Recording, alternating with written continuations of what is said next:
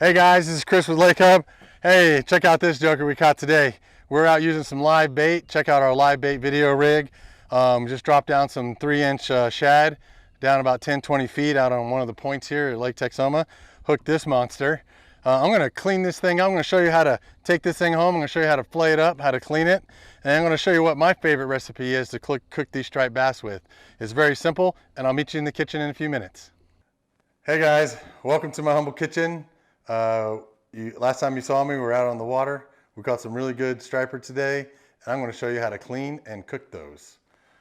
First, I brought them in out of the ice. Once I caught them, I stuck them in the ice. Oh wow, look at that. He's bigger than my cutting board. So all I need is, I need a bag to put the fish in, right? I need a garbage bag to put the carcass in and the stuff we don't use, and I need a fillet knife. That's it, and this is my old trusty fillet knife. The way I like to clean the fish is I like to start up here at the top, put in a cut. As you see, I need to sharpen my fillet knife. Put a cut in near the top, and then I run along the backbone, just feeling my way with the tip of the knife all the way down the back of the fish.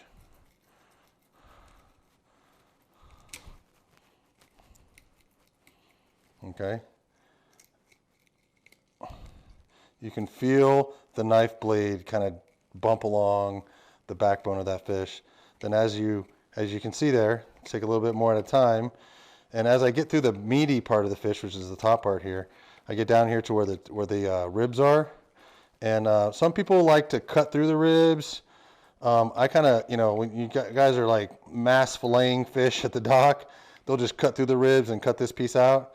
I'm at home. I like to take my time and just cut around that, and then just cut that off once we get down to here to the belly.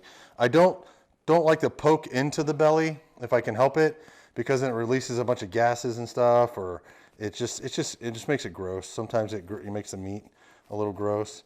And then right here is where the bottom is. You can go on the other side of the backbone and then just lay your knife down along that backbone and come all the way to there. If I had a bigger cutting board, right, if I had a much bigger cutting board, I flip this over and then I just skin it. Since I only have this little tiny cutting board and this gigantic striper, I'm going to go ahead and cut this off, so then I can just skin it right here, okay? Look at all that white meat right there. And then I just take a little piece.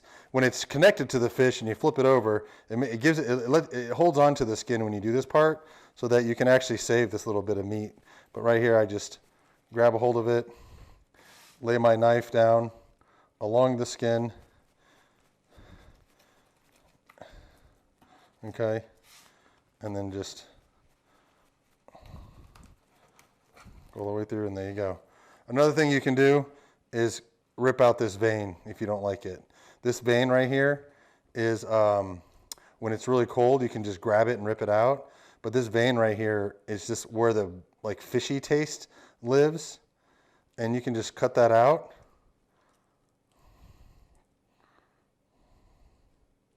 Okay.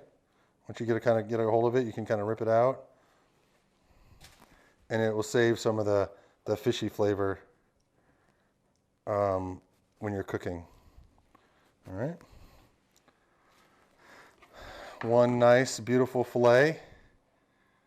Okay. Throw that into the bag. I always put it in the bowl. It's a quick little trick so I can hold it for you. And then I have my skin. Throw that into my bag. Now, Simon told me a little trick. He says when he takes his carcass, he doesn't like to throw the carcass. They say it's like 5 days till trash day, and everybody knows that fish stink. So he takes the carcass, he puts it in a bag, and he puts it in the freezer. And then trash day, he takes it out of the freezer and he throws it away. So when it's in the freezer, it doesn't stink. That's a great idea. I don't do that, but that's a great idea. So, and now we're just going to do the other side. I'm just going to rinse and repeat. So I'm just going to get this going. There we go.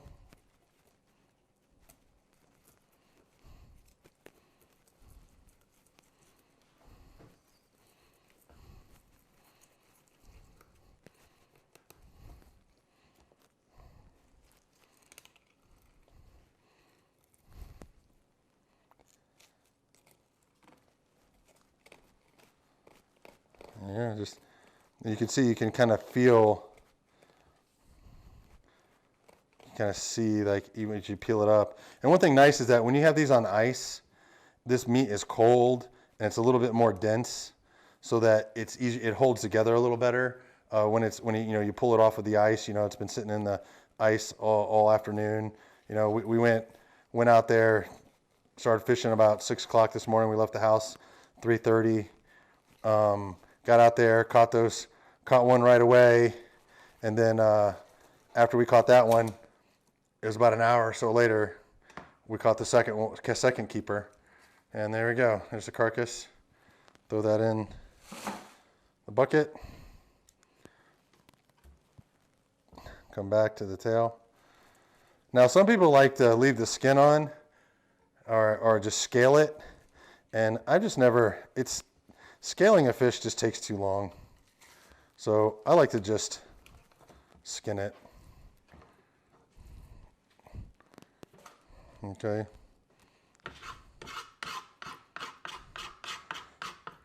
Well, maybe next time you see me do this, I'll have a bigger cutting board, because this cutting board is just too tiny for this fish.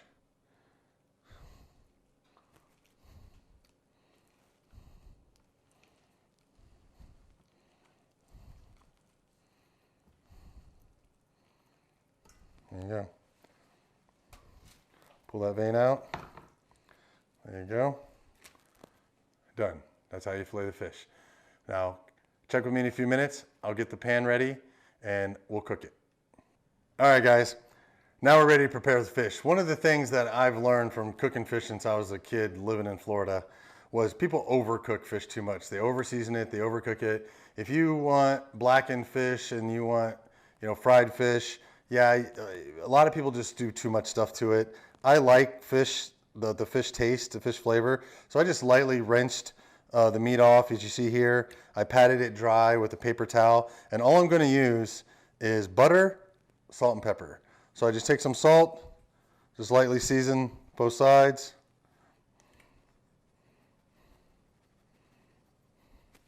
A few shakes. I like fresh cracked pepper.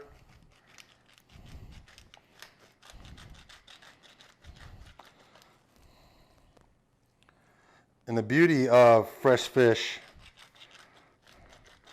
is it shouldn't smell fishy at all. You smell the fish, touch it, whatever, it should just smell clean. You shouldn't smell fish, shouldn't smell anything. Anything fishy, stop doing what, don't eat it, okay? And it's real simple. I just got medium heat over here. I turned my burner on medium heat, put my pan on. I had it on a few seconds ago, so the pan's already kind of warm. I can feel that. Butter will actually burn really quickly, and that's one sign that you got the pan too hot. So I just like to throw a glob of butter in there. That's like a quarter stick of butter. I'm only going to cook this one fillet. The rest of the fillets I'm going to stick in the refrigerator. And I'm just going to put some butter in here and get it nice and hot. Now, if the butter starts turning brown, or if it, you got it way too hot, okay? You want that butter just hot enough to melt, maybe a little sizzle, and that's it, You can wait till this whole thing, that's about enough butter right there. Coat in the bottom of the pan. Done deal. So then I take our fish, just lay it away from me. Now this is a really thick piece of fish, okay? Look at that, it's bigger than my pan. Should've got a bigger pan. This side is the thickest side of the fish. It's gonna cook a little slower. So I'm just gonna watch that, but literally, you can put it on for like 2 minutes aside. This is a little thicker, so maybe 2 to 3 minutes aside, and that would be it. So 2-3 minutes aside. You notice that the white is already starting to cook. You notice that the butter is not turned brown. That means I got my temperature right on the pan, where it's a medium heat. If you put the butter in there and the butter turns brown or it starts to burn, it's too hot. So it's already too hot. So rinse out your pan, start over. Don't put the fish in there when the butter's all burnt. But look, it's already starting to cook. I mean, this fish just came out of the water this morning, so the meat's very tender, it's very delicate. All right, guys, so we've been on here about a minute and a half. If you notice, like, it's pretty done around the edges. This thicker part right here is going to take a little longer to cook, but I'm going to go ahead and flip her over. Now, it's a flaky white fish, so it's going to, oh, it held together. Woohoo! So I'm going to flip it over. It's kind of like making pancakes in the morning. Is the first one going to make it? It made it. So now we have, put it on the second side. We're going to go 2 more minutes, and we're going to take this off, and we're going to eat it. All right, guys, it's been 2.5 minutes since we flipped it over. And because this fish was so thick on one end, I went ahead and put a lid on the pan so that it would heat up both sides of the fish a little equally, and it will get you'll get this thickest part done. This part already done. So here we go. We're about to take her off. Oh, look at that. It's so flaky. Look at that piece right there. Just went ahead and fell off. You know, and you notice the butter. Oh, look at that. It's just falling to pieces already. There we go. Butter, salt and pepper, medium heat. It took a total of 6 minutes because of the thicker side. I finished it off with a little lid, and that's it, man. You notice that the butter is not burnt. You know, it's still nice and brown in there. You burn your butter, pan's too hot. So there you go. All right, guys, let's try this. Oh, man. That is really good. There's nothing better than to get up in the morning, go out, prepare to catch one species that you're after, catch that fish, catch a keeper, bring it home, clean it, and cook it. Nothing better, guys. Thank you for watching our Catch, Clean, and Cook series. Come back. If you guys have any good recipes, you guys have any tips, man, just leave them below. Thank you, and catch you outside.